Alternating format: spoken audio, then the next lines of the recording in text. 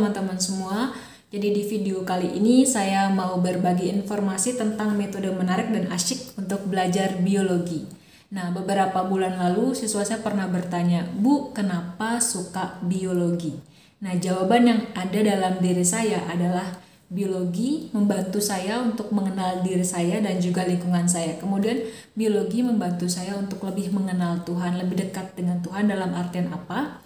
Ketika saya belajar biologi dalam hal ini, misalkan sel ya.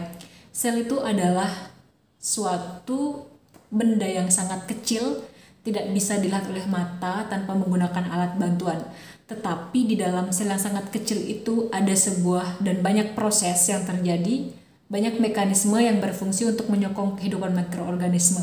Sehingga saya berpikir seperti ini, betapa maha besarnya Tuhan yang sudah menciptakan sel yang sangat kecil dengan segala macam mekanisme di dalamnya yang menyebabkan organisme itu tetap survive, tetap hidup.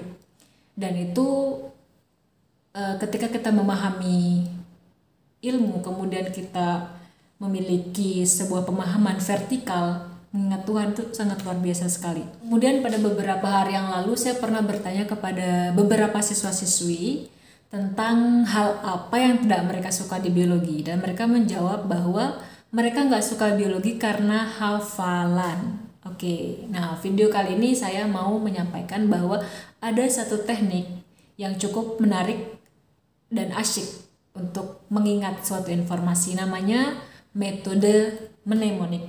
Nah, menurut teori Bang Erik Jensen, mnemonik itu merupakan suatu metode untuk membantu mengingat informasi dalam jumlah yang besar dengan menggunakan 3 unsur, yaitu pengkodean, kemudian pemeliharaan, dan mengingat kembali. Nah, metode mnemonik ini membantu kita mengingat informasi karena dia biasanya menggunakan teknik asosiasi atau menghubungkan satu hal dengan hal yang lain. Dan saya biasanya kalau mau mengingat sebuah mekanisme dalam biologi atau proses dalam biologi, itu menggunakan atau mengasosiasikan mekanisme tersebut dengan cerita atau kehidupan yang pernah kita temui atau kehidupan sekitar kita, sehingga kita lebih mudah untuk mengingatnya. Ya, ada banyak macam teknik dalam metode mnemonik. Beberapa di antaranya ada akronim, ada juga pemotongan, ada menggunakan lagu, dan masih banyak lainnya. Kalian bisa cari di Google seperti apa, karena di Google banyak banget informasinya. Nah, kalau di biologi misalkannya nih ya, kalau pada proses transkripsi translasi itu adalah materi yang cukup susah, cukup rumit, dan saya itu kalau ngafalin yang materi itu menggunakan teknik cerita.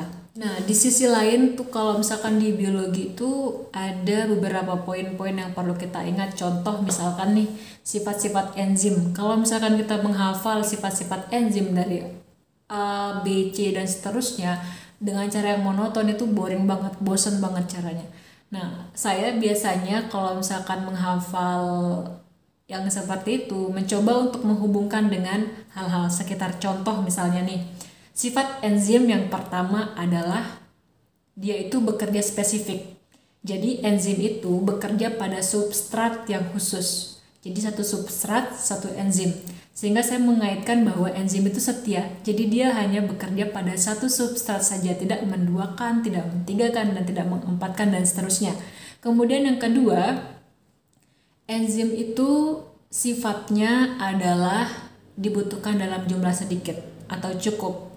Nah, dalam kehidupan sehari-hari kita mungkin yang agama Islam nih kan, ada sebuah ayat yang bunyinya itu innallaha la yuhibbul musrifin, sesungguhnya Allah itu tidak menyukai orang-orang yang berlebihan.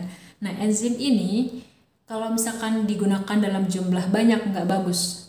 Jadi segala hal yang berlebihan itu nggak bagus. Kemudian sifat dari enzim yang selanjutnya itu adalah ia tidak tahan panas.